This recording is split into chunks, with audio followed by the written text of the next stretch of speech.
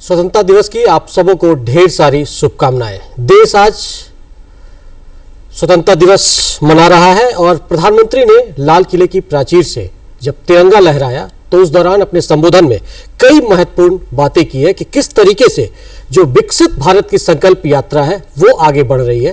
तो उस पर हम चर्चा करेंगे और आपको वो हाइलाइट्स भी दिखाएंगे कि प्रधानमंत्री ने क्या कुछ घोषणाएं की है। सबसे पहले परिचय कराते हैं, हमारे साथ स्टूडियो में दो खास मेहमान हैं।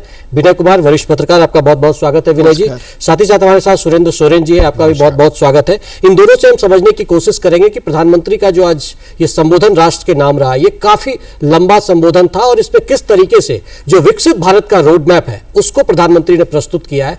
कई नई बड़ी घोषणाएं की गई है और खासकर अगर हम झारखंड के पर्सपेक्टिव में कहें तो दो झारखंड को लेकर बड़ी प्रधानमंत्री ने चर्चा की है कि किस तरीके से नक्सलवाद जो है वो अब खत्म हो रहा है और वो बिरसा मुंडा को एक बड़ी श्रद्धांजलि है, और किस तरीके से जो आदिवासी समाज है, जनजातीय समाज है, वो नक्सलवाद की वजह से पिछड़ा हुआ था। और दूसरी जो सबसे महत्वपूर्ण बात है कि किस तरीके से प्रधानमंत्री ने कहा कि हमारे जो बलिदानी थे उन्होंने बहुत मेहनत से स्वतंत्रता को हासिल किया है और उसको आज के डेट में जो घुसपैठिए एक तरीके से है, इसमें एक गलत परिपाटी पैदा हो गई है। जो बॉर्डर इलाके हैं वहां पर एक तरीके से घुसपैठी बन रहे हैं और उसमें सबसे ज्यादा कोई अगर प्रभावित हो रहा है तो वो है जनजातीय समाज और आदिवासी समाज। तो इन तमाम बिंदुओं पर हम चर्चा करेंगे, लेकिन सबसे पहले आपको ग्राफिक्स के जरिए वो हाईलाइट पॉइंट दिखाने की कोशिश करते हैं कि प्रधानमंत्री ने जो आज महत्वपूर्ण ऐलान किया है और महत्वपूर्ण जो बात उन्होंने कही है वो क्या कुछ है। जरा दिखाइए गोविंद जी। तो ये देखिए पॉइंटर से विकसित भारत की जो संकल्प यात्रा है, प्रधानमंत्री नरेंद्र मोदी का लाल किले से बड़ा ऐलान आज जो उन्होंने किया है वो कुछ इस तरीके से आपको हम दिखा रहे हैं। स्वतंत्रता दिवस के अवसर पर प्रधानमंत्री नरेंद्र मोदी ने कई घोषणाएं की है।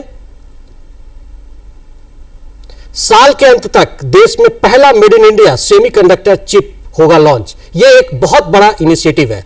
परमाणु ऊर्जा क्षमता को 2047 तक 10 गुना बढ़ाने की योजना है।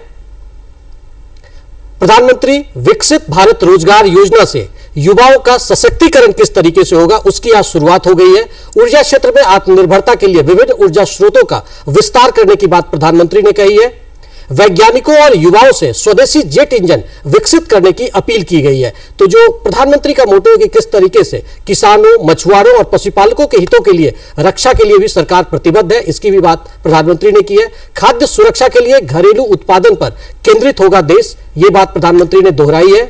पीएम किसान सम्मान निधि से किसानों का आत्मबल किस तरीके से बढ़ा है इसको भी प्रधानमंत्री ने इसका भी जिक्र किया है।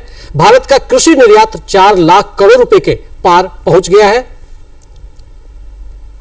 रक्षा, प्रौद्योगिकी, ऊर्जा, अंतरिक्ष और विनिर्माण के क्षेत्र में देश लगातार प्रगति कर रहा है। प्रधानमंत्री नरेंद्र मोदी ने घुसपैठ पर भी करारा प्रहार किया है। उन्होंने कहा कि इसके लिए हाई पावर डेमोग्राफी मिशन शुरू करेगा जल्द ही भारत।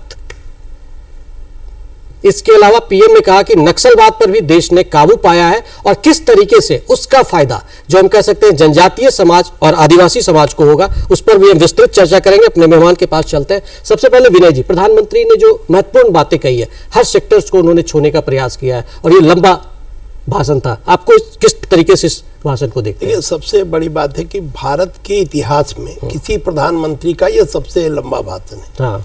103 मिनट उन्होंने भाषण दिया और ये अपना ही रिकॉर्ड, उन्होंने पिछला रिकॉर्ड जो उनका था पिछले वर्ष उन्होंने 98 मिनट भाषण दिया था। तो उस रिकॉर्ड को उन्होंने तोड़ा। तो एक साथ कह सकते हैं कि प्रधानमंत्री की उम्र जैसे जैसे बढ़ रही है उनकी फिटनेस लेवल और बढ़ रही है। ये भी बड़ी खुशी की बात है कि उम्र के साथ साथ उनका फिटनेस लेवल बढ़ रहा है। हालांकि उन्हीं को अगर देखेंगे तो 2017 में केवल 56 मिनट भाषण दिए थे, तो 56 मिनट की तुलना में आज 103 मिनट बोलना बहुत बड़ी बात है। और हर सेक्टर को उन्होंने छूने का काम किया और ये उनका लोकसभा से 12वां भाषण है। लोकसभा प्रधानमंत्री लाल किले के प्राचीर से, लाल किले के प्राचीर से इनका 12वां भाषण है। तो ये इंदिरा गांधी को रिकॉर्ड को इन्होंने तोड़ा लाल किले के प्राचीर से। और अब सिर्फ पंडित नेहरू बचे हैं जो 17 भाषण उन्होंने दिया है लाल किले के प्राचीर से। तो ये भी एक रिकॉर्ड इन्होंने आज बनाया कि इंदिरा गांधी को पीछे छोड़कर आगे बढ़ गए। तो ये इनकी खासियत रही इस भाषण की, मैंने मुख्य बात है। और ठीक है, इसमें जो आपने कहा कि आदिवासी समाज, वो बहुत चिंता का बात है, खास करके झारखंड जैसे प्रदेश में जहाँ घुसपैठ की समस्या है, तो इसको उन्होंने रेखांकित करने का काम किया है और इस दिशा में अब वो काम करेंगे। और चूंकि आदिवासियों का जमीन हड़पा जा रहा है, तो इसकी चिंता उन्होंने की है। जो घुसपैठी आते हैं, आदिवासियों की जमीन हड़पते हैं और आपस में वैमनस्य भी पैदा होता है जी। तो इसको लेकर प्रधानमंत्री गंभीर है और इस दिशा में काम करेंगे। ठीक है विनय जी, चूंकि इसी बात को अभी छेड़ दिए लास्ट में, पहले मैं सोचा था डेवलपमेंटल एस्पेक्ट पे जाए, लेकिन चूंकि झारखंड के दो बहुत कोर इशू है, नक्सलवाद, हालांकि अब वो अंतिम सांस से गिन रहा है, और दूसरी बात जो है वो किस तरीके से डेमोग्राफी बदलाव पे लगातार सवाल उठ रहे हैं, और जो हम कह सकते हैं पिछले कई वर्षों से इसको लेकर लगातार जो कह सकते हैं चर्चाएं भी हो रही है। तो प्रधानमंत्री ने जो कहा है कि किस तरीके से हाई पावर डेमोग्राफी मिशन की शुरुआत होगी, इसको आप किस परिदृश्य से देखते हैं? देखिए, अगर इन दोनों समस्याओं पर गौर करें तो एक समस्याएं खत्म हो रही है और दूसरी समस्याएं बढ़ रही है। और नक्सलवाद 2026 तक टारगेट है कि खत्म करने का, मार्च तक मंत्री ने जिस तरह की बातें कही है, तो मुझे लगता है कि वो मिशन भी पूरा हो जाएगा। लेकिन जो दूसरी घुसपैठ वाली जो बात है, उस मुद्दे पर मुझे लगता है कि थोड़ा संघर्ष करना पड़ेगा, क्योंकि ये मामला जहां तक मैं झारखंड में देखता हूं तो ये राजनीतिक चश्मे से देखा जाने लगा है।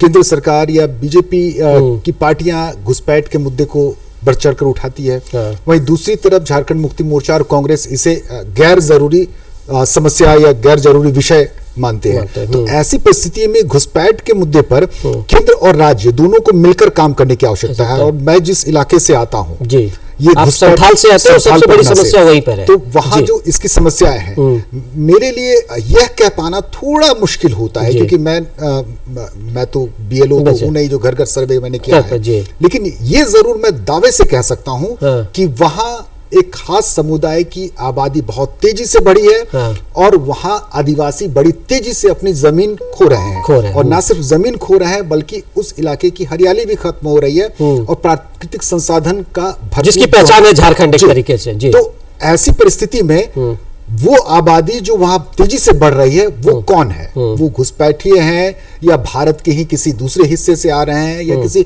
दूसरे देश? पहचानने की आवश्यकता है इसको निश्चित तौर पर। प्रधानमंत्री ने कहा कि जो रोजी रोटी छीन रहे हैं, जी रोजी रोटी, और उन्होंने एक सवाल भी बोला कि आदिवासी की बेटी बहू इनके अस्मिता पर भी बात उन्होंने मैं इस बात और रोजी रोटी जो छीनने की बात हो रही है कि जो छीना जा रहा है, उन्होंने कहा कि इसको बर्दाश्त नहीं किया जाएगा। जी बिल्कुल, चूंकि यह हकीकत मैं प्रधानमंत्री ने इसमें एक और शब्द का इस्तेमाल किया कि एक साजिश के तहत हो रहा है। बिल्कुल, अब साजिश है जी, तो इसका पर्दाफाश भी होना चाहिए और इस समस्या का निदान की दिशा में भी जाना चाहिए। संथाल परगना से धीरे धीरे यह समस्याएं अब तकरीबन झारखंड के हर हिस्से में हो गई है। चूंकि संथाल परगना फर्स्ट टारगेट हो जाता था, क्योंकि वो बांग्लादेश से के सीमा से सटा हुआ है, सामाजिक तनाव के भी बीज बोए जा रहे हैं। पश्चिम बंगाल और बांग्लादेश के संथाल परगना की सीमाएं सटी हुई है, तो वहां आकर के चूंकि उनको एक सॉफ्ट टारगेट भी मिल जाता है, आदिवासी बहुत ज्यादा प्रतिरोध नहीं करते हैं। अगर उन पर आप अपने पैसे और अपने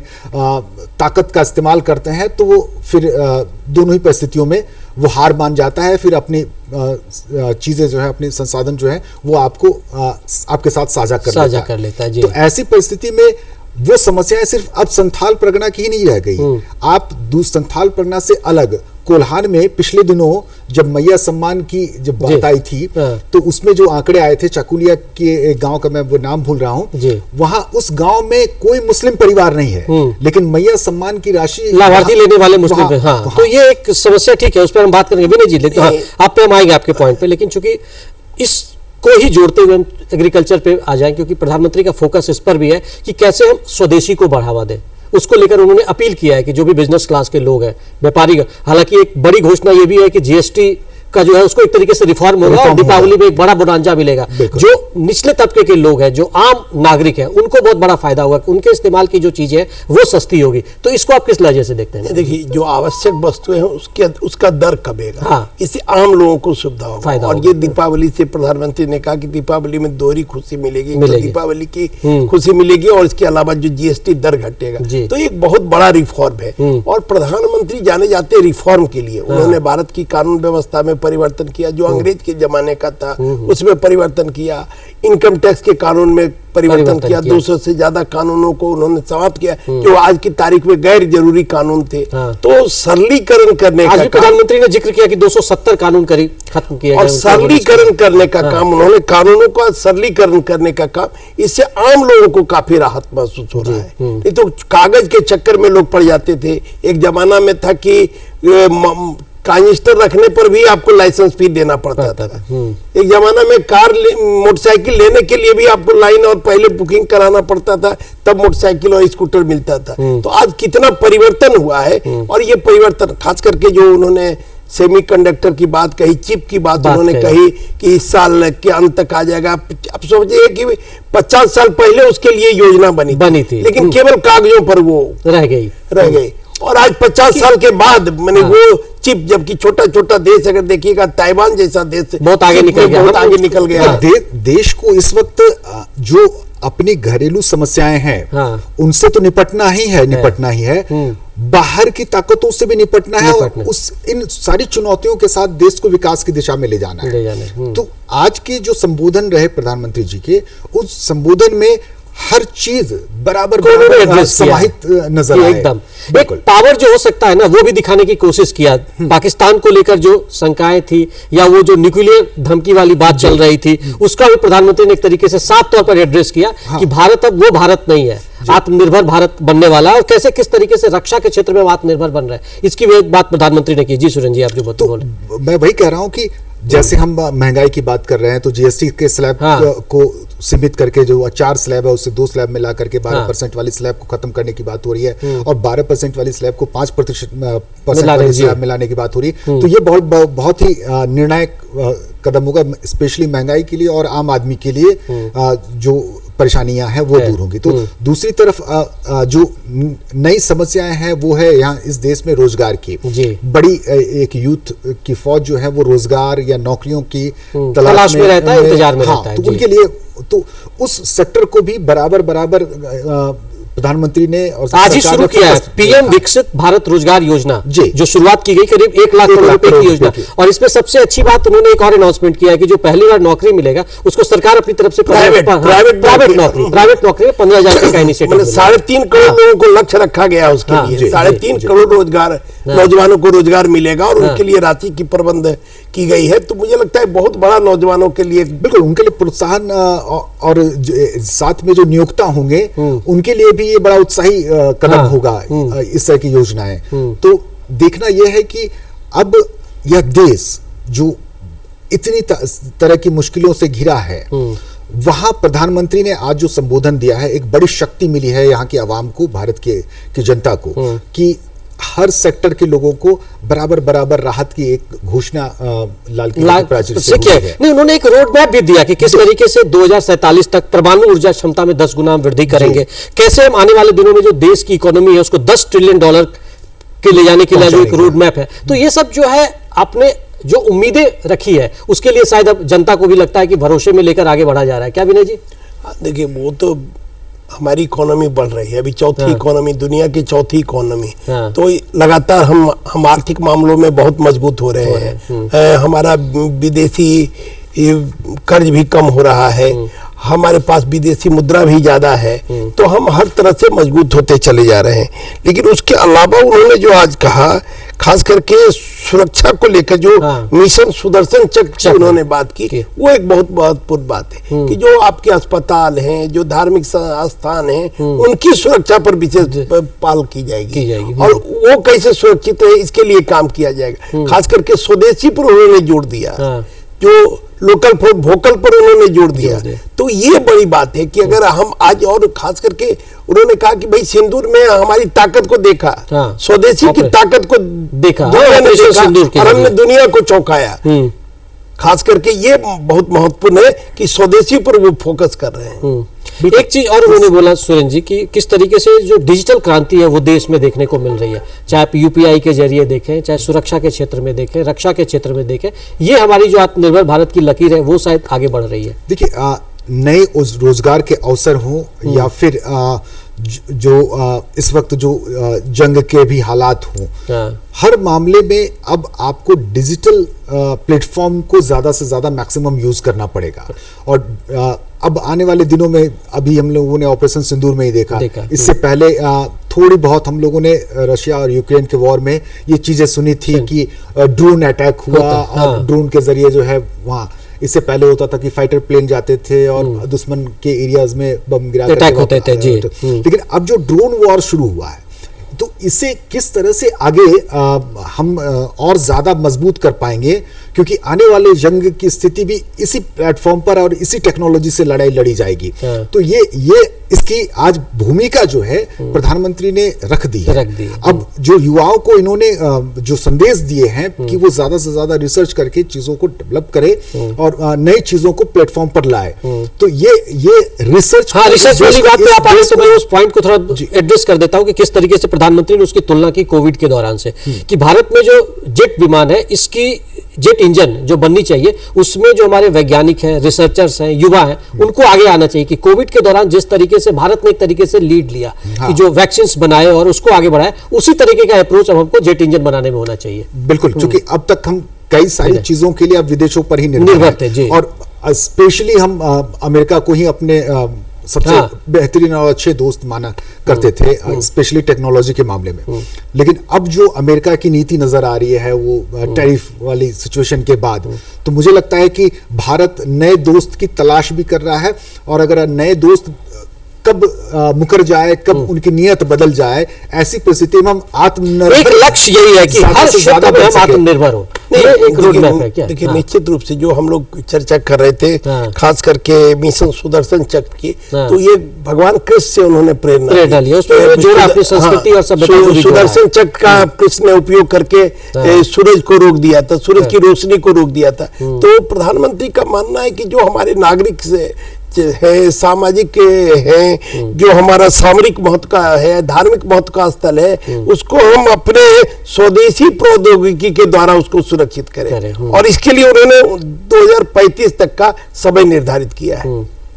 अपनी टेक्नोलॉजी से हम धार्मिक स्थलों को सुरक्षा प्रदान करें, सामरिक महत्व के स्थलों को सुरक्षा प्रदान, नागरिक के महत्व का, जैसे अस्पताल वगैरह जो नागरिक के महत्व का है, तो उसकी सुरक्षा प्रदान करें। तो इस दिशा में जो प्रधानमंत्री का, खास करके कृष्ण भगवान के सुदर्शन चक्र से उन्होंने प्रेरणा लेकर इसका नाम उन्होंने ये रखा है। ये चीज तो देखने में लग ही रहा है कि प्रधानमंत्री हमेशा एक सेंटिमेंट को भी टच करते हैं, कि उनकी जो स्कीम्स होते हैं या उनके जो ऑपरेशंस होते हैं, उनके जो नाम होते हैं, वो कुछ कि जो कह सकते हैं सभ्यता संस्कृति रही, और नए वैज्ञानिक क्षमताओं को विकसित कर इन दोनों के सामंजस्य को, दोनों के मेल से एक नई चीजें आए, प्लेटफॉर्म पर आए और लोगों के बीच लाई जा सके, जिसमें आपकी जो मतलब बहुत ही समृद्ध सभ्यता रही है, ज्ञान रहा है, उसका भी हम उसका उपयोग करें और उसको लोग जाने। इसकी प्रेरणा तो जरूर ले सकते हैं, उनसे प्रेरित होकर के ही हम आगे की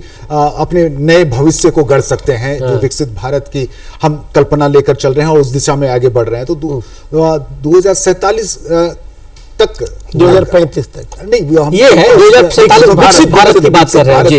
वो रोड मैप विकसित भारत की भी रोड मैप है, उसका एक पार्ट ये भी है। जी, ये सुदर्शन चक्र भी है, उनका एक पार्ट है। ये अभी फिलहाल मुझे लगता है कि जो आज के संबोधन आए हैं प्रधानमंत्री जी के, काफी उम्मीदों भरा है, लोगों को संतोष मिला है, और स्पेशली अब दिवाली तक का इंतजार लोगों को बड़ी बेसब्री से रहेगा कि कितनी जल्दी दिवाली आ जाए, कि हम जीएसटी के जो रिफॉर्म्स होंगे उससे लाभान्वित हो सके। और कुछ जरूरी चीजों पर इसकी जरूरत भी थी, कि कई जरूरी चीजों पर जीएसटी की परसेंटेज को कम करने की बेहद आवश्यकता महसूस की जा रही थी हमारे देश में। और एक और चीज जो बहुत महत्वपूर्ण है उनके भाषण का, सिंधु जल समझौता जो है उसका समीक्षा होगा, नहीं उसकी समीक्षा की जाएगी। ये बहुत महत्वपूर्ण है, क्योंकि सरकार का मानना है कि ये बहुत पुराना संधि है, बहुत पुराना संधि है, सिंधु पाकिस्तान के साथ संधि है। तो इसका और इसके कृषि पर प्रभाव पड़ेगा। तो प्रधानमंत्री किसानों को लेकर चिंतित है। तो इसका जब पुनर्मूल्यांकन होगा, फिर से इसकी जब समीक्षा होगी, तब जल अगर ज्यादा इंडिया को मिलेगा तो यहाँ के किसानों को भी लाभ होगा। तो इस दिशा में भी प्रधानमंत्री पहल कर रहे हैं, क्योंकि प्रधानमंत्री का उद्देश्य है कि हम किसानों को, पशुपालकों को, मछुआरों को उसको मजबूत करें। तो ये अगर, चूंकि ये रीढ़ है, भारत एक कृषि प्रधान देश है, और कृषि प्रधान देश होने की जब तक कृषक मजबूत नहीं होंगे तब तक हमारा देश मजबूत नहीं। प्रधानमंत्री ने इन जिन तीनों पॉइंट की बात आप कर रहे हैं विनय जी, उसके साथ साथ उन्होंने कहा कि किस तरीके से हमने जो एक टारगेट रखा था कि देश में 2 लाख ड्रोन दीदी बनाएंगे, वो लक्ष्य पूरा हो गया, उससे ज्यादा महिलाएं अब ड्रोन का काम करने लगी। तो किस तरीके से जो एग्रीकल्चर सेक्टर है उसमें रिफॉर्म की बात लगातार हो रही है कि कैसे हम निर्यातक बन रहे हैं तमाम चीजों में, किस तरीके से हम आत्मनिर्भर बन रहे हैं, तो उसमें एक बहुत बड़ा फोकस भी है। देखिए, हमारे पास सबसे बड़ी चीज है कि हमारे पास मैन पावर है, बहुत ज्यादा है। हम अगर कहें कि जरूरत से भी ज्यादा है तो कोई बहुत अतिशयोक्ति नहीं होगी। इनके हाथ को काम देने की जरूरत है, इनके हाथ को मजबूत करने की जरूरत है, भी फोकस है। दूसरी बात उन्होंने किया इसीलिए कि रोजगार की, भाई आप जो प्राइवेट सेक्टर से उसको किस तरीके से बूस्ट करें, लोग जो हुनरमंद है उनको एम्प्लॉयमेंट इजीली वहीं से मिले, एम्प्लॉयमेंट जनरेट करेंगे। तो जब लोगों को हाथ में काम मिलेगा तो लोगों के कंस्ट्रक्टिव वे में थिंकिंग जो है वो डेवलप जी। जो हम चीजें देख रहे हैं कि लोगों के बीच में जो गॉसिप्स होते हैं या जो नेगेटिव थॉट्स जो डेवलप हो रहे हैं, उन सब पर बहुत ज्यादा हम लोग नियंत्रण कर पाएंगे और लोगों को कंस्ट्रक्टिव वे में उनके विचारों का, उनके हुनर का, उनके शक्तियों का इस्तेमाल कर पाएंगे। एक चीज और उन्होंने बोला, लास्ट सवाल क्योंकि समय की भी काफी हमारे पास, चीज सशस्त्र बलों के भी प्रदर्शन को उन्होंने सराहा, खास करके जम्मू कश्मीर में ऑपरेशन सिंदूर में जिस तरह से सशस्त्र बलों ने, तो उसकी भी बहुत प्रशंसा उन्होंने की है। तो ऑपरेशन सिंदूर बहुत ही केंद्रित रहा, जो वो पीछे बैकड्रॉप भी दिख रहा था जब प्रधानमंत्री बच्चों से मिल रहे थे, तो ऑपरेशन सिंदूर की सारी झलक दिख रही थी। एक आखिरी सवाल कि किस तरह से प्रधानमंत्री ने कहा कि खाद्य सुरक्षा के लिए घरेलू उत्पादन पर जोर होगा, मतलब एक तरीके से लगता है अमेरिका को भी संदेश है जो वो टैरिफ वार चल रहा है उसको। बिल्कुल, इसलिए मैंने उसका जिक्र किया कि जैसे जो परिस्थितियां चल रही थी देश में कि कुछ इंडस्ट्रीज जो है वो बंदी के कगार पर पहुंच गए हैं, लोगों को अब जॉब ऑर्डर नहीं मिल रहा है, मतलब कंपनियों को जॉब ऑर्डर नहीं मिल रहा है, तो जाहिर है कि वो अपने एम्प्लॉइज को हटाएंगे। तो वो कैसे बैलेंस किया जा सकता है, और उस पर भी बकायदा फोकस था। इसीलिए शायद ये नया जो मिशन रोजगारों के लिए किया गया है वो भी शायद शुरू किया गया। एक फाइनल कमेंट विनय जी आपसे। निश्चित रूप से, और खास करके जिस तरह से देश तरक्की कर रहा है, आज दूध के मामले में हम दुनिया में नंबर 1 है, चावल के उत्पादन के नंबर 2 है, तो हमारा हर चीज में, खास करके एग्रीकल्चर सेक्टर में हम बहुत तेजी से तरक्की कर रहे हैं। और अगर एग्रीकल्चर सेक्टर में आप तरक्की करिएगा तो आपका जीडीपी भी बढ़ेगा, और जब जीडीपी बढ़ेगा तो आप दुनिया में एक समय था कि हमारा जीडीपी सबसे ज्यादा था। आज से 200 साल पहले अगर भारत को देखिएगा तो जीडीपी सबसे ज्यादा था जीडीपी दुनिया में, लेकिन आज घट के नीचे आ गया, अब फिर से एक बार बढ़ना शुरू हो गया है। तो ये हम बात कर रहे थे विकसित भारत की जो संकल्प यात्रा है वो किस तरीके से आगे बढ़ रही है, और प्रधानमंत्री नरेंद्र मोदी ने आज लाल किले की प्राचीर से इन तमाम बिंदुओं का उन्होंने जिक्र किया और बताया कि आने वाले 2047 तक भारत का जो विकसित भारत का रोड मैप है वो किस तरीके से आगे बढ़ेगा, और किस तरीके से हमारे युवा हो, वैज्ञानिक हो, कृषि काम में लगे हुए हमारे जो किसान हैं, ये तमाम लोगों की एक बड़ी भूमिका होगी। और उन्होंने खासकर महिला सशक्तिकरण का भी जिक्र किया कि किस तरीके से हमारी जो भारत की महिलाएं हैं, आधी आबादी है, उनका एक बड़ा योगदान हर फील्ड में देखने को मिल रहा है, चाहे वो सेना के क्षेत्र में आप ले जाएं, वैज्ञानिक के क्षेत्र में लेकर चले जाएं, तो तमाम ऐसे सेक्टर्स हैं जहां पर इन तमाम चीजों का एक विकास और विकसित भारत का रोड मैप सामने निकल कर आ रहा है। हमारे साथ दोनों मेहमान मौजूद थे, आपने हमारे लिए वक्त निकाला, बहुत बहुत धन्यवाद आप दोनों का। दूरदर्शन की पूरी टीम को दीजिए इजाजत, नमस्कार।